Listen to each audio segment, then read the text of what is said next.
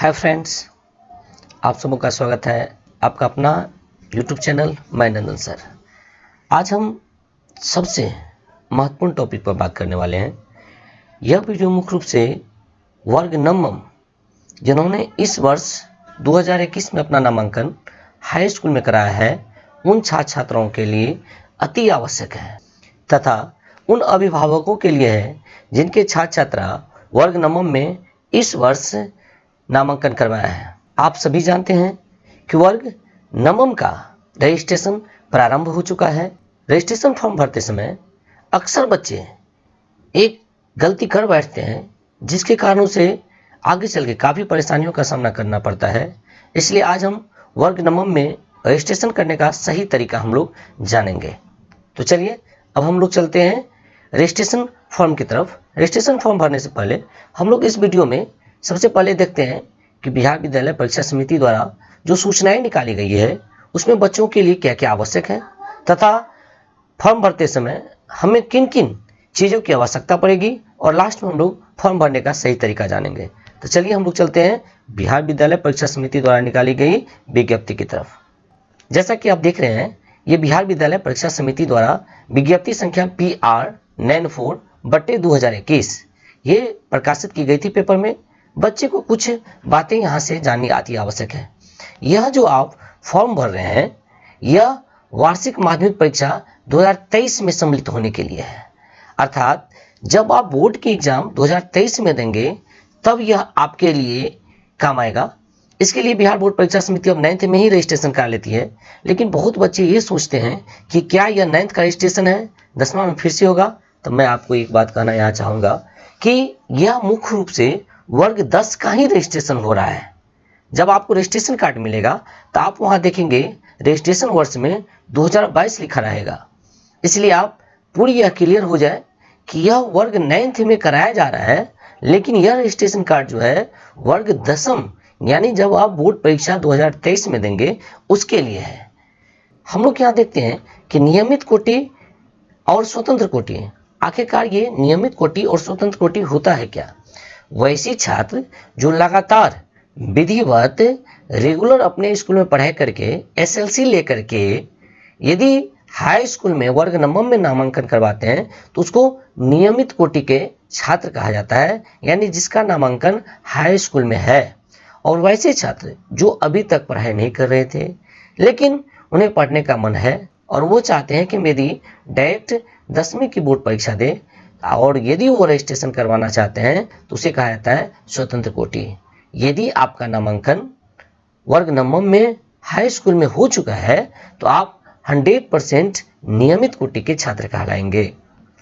अब हम लोग देखते हैं कि बिहार बोर्ड द्वारा जो फॉर्म भराया जा रहा है रजिस्ट्रेशन का वह सत्र 2022-23। मैंने आपको प्रारंभ में ही कह दिया था कि यह जो फॉर्म है रजिस्ट्रेशन फॉर्म यह 10वीं क्लास के लिए है।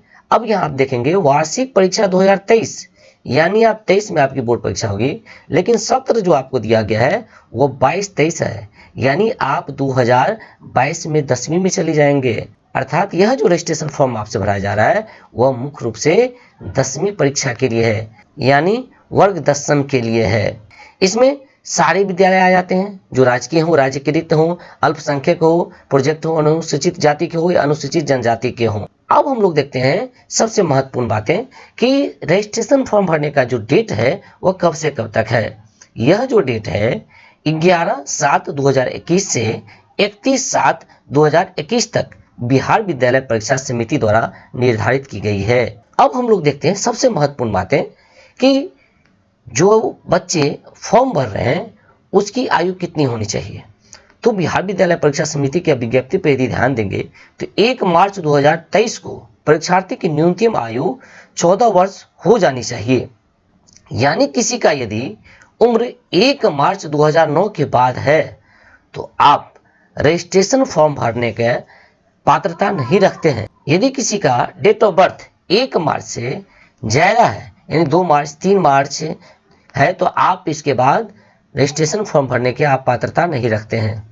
और अब हम लोग देखते हैं कि मुख्य रूप से कि यह जो वार्षिक माध्यमिक परीक्षा 2021 है उसकी पंजीयन जो है यदि आप इस बार पंजीयन करा लेते हैं और यदि आप अगली बार 2023 में आप एग्जाम नहीं देते हैं तो क्या आपको फिर से रजिस्ट्रेशन फॉर्म भरने की आवश्यकता होगी? नहीं।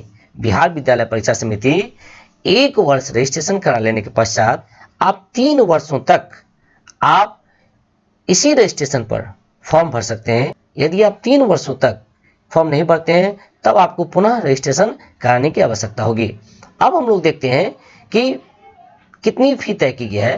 तो बिहार विद्यालय परीक्षा समिति द्वारा जो रजिस्ट्रेशन शुल्क निर्धारित किया गया है वह नियमित कोटि के बच्चों के लिए 320 रुपया और स्वतंत्र कोटि के लिए 450 रुपया निर्धारित की गई है। यह फी बिहार विद्यालय परीक्षा समिति द्वारा निर्धारित की गई है। अब हम लोग चलते हैं कि रजिस्ट्रेशन फॉर्म भरते समय किन किन चीज़ों की आवश्यकता होगी।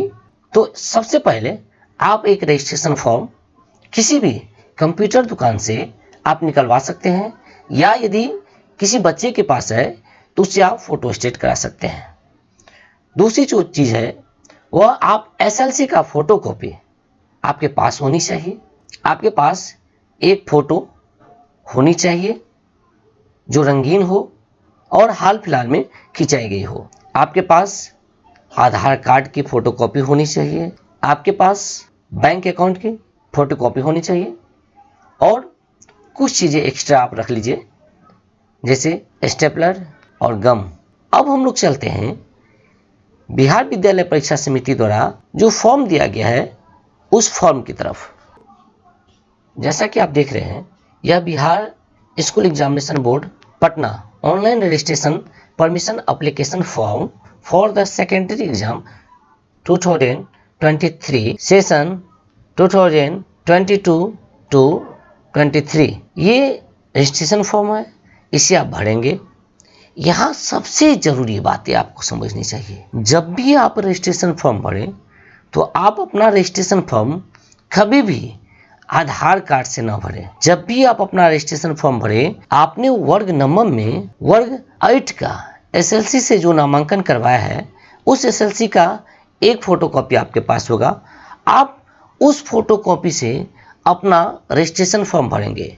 कैटेगरी में हमने पहले ही कहा कि यदि आप रेगुलर हैं तो आपको रेगुलर में, यदि आप रेगुलर बच्चे हैं तो आप रेगुलर में टिक लगा लेंगे। यदि आप प्राइवेट बच्चे हैं तो आप प्राइवेट में टिक लगा लेंगे। स्कूल कोड आप अपने स्कूल के किसी भी शिक्षक से यदि आप पता करेंगे तो आपको स्कूल कोड बता दिए जाएंगे। आप स्कूल कोड भर लेंगे। स्कूल नेम जो भी आपके स्कूल का नाम है आप अपने स्कूल का नाम भर लेंगे। स्टूडेंट्स नेम भरते समय आपको हमेशा एक बात ध्यान में रखनी चाहिए। बहुत ऐसे बच्चे होते हैं जिनका आधार कार्ड पर नाम कुछ और एसएलसी पर कुछ नाम और होता है, लेकिन आपको इसमें वही नाम भरना है जो आपको वर्ग 8वीं का एसएलसी पर है। यानी आपके एसएलसी पर है आनंद मोहन कुमार तो आप यहाँ भी लिखेंगे आनंद मोहन कुमार। यदि आपके आधार कार्ड पर आनंद मोहन है तो आप यहाँ आनंद मोहन नहीं लिखेंगे। स्टूडेंट जब आप फॉर्म फिलअप करेंगे तब आप एक बात ध्यान रखेंगे कि आप जब यहाँ पर फॉर्म फिलअप करेंगे यदि आपका नाम आनंद मोहन कुमार है तो आप ANAND फिर आप एक ब्लॉक यहाँ खाली छोड़ेंगे। इसके बाद फिर आप MOHAN, इसके बाद फिर आप एक ब्लॉक खाली छोड़ेंगे, फिर KUMAR। इसके बाद आपको अपनी नाम हिंदी में लिख लेनी है। उसी प्रकार से आप यहाँ मदर का नाम लिखेंगे, फिर यहाँ मदर का नाम आप हिंदी में लिख लेंगे, फिर आप फादर का नाम यहाँ इंग्लिश में लिखेंगे, फिर आप यहाँ हिंदी में लिख लेंगे। फिर आपका डेट ऑफ बर्थ भी जब आप भरेंगे तब आप हमेशा याद रखेंगे कि यह डेट ऑफ बर्थ जो है आपका एसएलसी पर होना चाहिए, आधार कार्ड का नहीं। आप एसएलसी पर जो आपका डेट ऑफ बर्थ है वो आप भरें। नहीं तो यदि आप आधार कार्ड का भर देते हैं और जब भी आपको जॉब होगी आगे चल करके और जब आपको आपका सर्टिफिकेट स्कूल में वेरिफिकेशन के लिए आएगा तो यहाँ डेट ऑफ बर्थ आपके एसएलसी पर दूसरा रहेगा, फिर वैसी स्थिति में आपको काफ़ी परेशानी हो जाएगी। इसीलिए आप एसएलसी का डेट भरें। यदि आपके आधार कार्ड पर डेट ऑफ बर्थ गलत है तो आप उसे कभी भी आधार सुधार केंद्र से आप उसे सुधरवा सकते हैं। जेंडर, जो व्यक्ति मेल है, लड़के हैं यानी छात्र हैं वह मेल देंगे, जो लड़कियां हैं जो छात्रा हैं वो फीमेल देंगे। कास्ट कैटेगरी आप अपने अभिभावक से पूछ लेंगे कि आप जनरल में आते हैं या ईबीसी में आते हैं, बीसी में आते हैं, एससी या एसटी में आते हैं। डिफरेंटली एबल्ड, यदि आप किसी प्रकार से विकलांग हैं या यदि आप में किसी प्रकार की शारीरिक क्षमताएं कम हैं तो आप यस दे देंगे। रीजनल में आप हिंदू है तो हिंदू, मुस्लिम है तो मुस्लिम, सिख है तो आप सिख लगा लेंगे। एरिया, जो बच्चे ग्रामीण क्षेत्र से आते हैं वह रूरल लगाएंगे, जो व्यक्ति शहरी क्षेत्र से आते हैं वह अर्बन लगाएंगे। मैरिटल स्टेटस, यदि आप शादीशुदा हैं, मैट्रिक में कोई बच्चे शादीशुदा लगभग ना ही के बराबर होते हैं तब यहाँ पे अनमैरिड लगा देंगे। मोबाइल नंबर भरते समय आप ये ध्यान रखेंगे जो आपके पास चालू मोबाइल नंबर है वहीं आप दें। यहाँ पर आधार नंबर आप दे देंगे। ईमेल आईडी यहाँ आप अपना भर लेंगे जो आपने ईमेल आईडी बनाई है, खास करके आप ध्यान रखेंगे वैसे ईमेल आईडी देंगे जिसका पासवर्ड आपके पास हो। यहाँ पर एड्रेस अपना दे देंगे। यहाँ पे बैंक अकाउंट आप लिखेंगे, यहाँ आईएफएससी कोड लिखेंगे। नेम ऑफ द बैंक, आपका किस बैंक में खाता है उस बैंक का आप नाम लिख देंगे। टू आइडेंटिफिकेशन, यहाँ आप दो पहचान देंगे, जैसे कि यदि आपके चेहरे पर तिल का निशान है तो ए मोल ऑन फेस, यदि आपके चेहरे पर कट का निशान है तो ए कट मार्क ऑन फेस। अब सब्जेक्ट ऑफर्ड, यहाँ पे एक बात ध्यान देंगे कि वैसे बच्चे जो संस्कृत रखना चाहते हैं वह यहाँ हिंदी में टिक मारेंगे और SIL में आप संस्कृत देंगे। लेकिन जो बच्चे मैथिली पढ़ना चाहते हैं वह बच्चे यहाँ MIL में मैथिली रखेंगे, फिर SIL में आप NLH आप रखेंगे।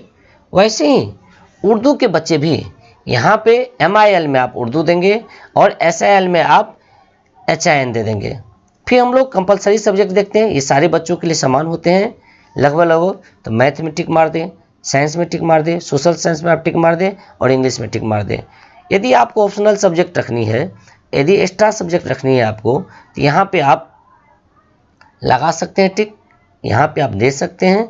यदि आपको एक्स्ट्रा सब्जेक्ट नहीं रखना है तो आप यहाँ पे छोड़ सकते हैं। अब यहाँ पे आपको सिग्नेचर करनी है, तो यहाँ आप छात्र हिंदी में सिग्नेचर करेंगे, यहाँ पे इंग्लिश में सिग्नेचर करेंगे। यहाँ अपने पेरेंट्स अभिभावक से आप सिग्नेचर कर लें और फिर जब आप फॉर्म भरेंगे तो यहाँ पे प्रिंसिपल द्वारा यहाँ पे सिग्नेचर कर दिए जाएंगे। अब सबसे महत्वपूर्ण बातें जो आपको हमने बताई है वो आप ध्यान रखेंगे। इस फॉर्म को भरते समय आप कभी भी अपना नाम या डेट ऑफ बर्थ या माता पिता का नाम आप आधार कार्ड से नहीं भरें। आप जब भी इस रजिस्ट्रेशन फॉर्म को फिलअप करेंगे तो आप वर्ग अष्टम का SLC जिससे आपने वर्ग नवम में नामांकन कराया है उससे आप फॉर्म भरें। इस प्रकार यदि आप फॉर्म भरते हैं तो आपको कभी दिक्कत नहीं होगी। मिलते हैं नेक्स्ट वीडियो में, तब तक जय हिंद।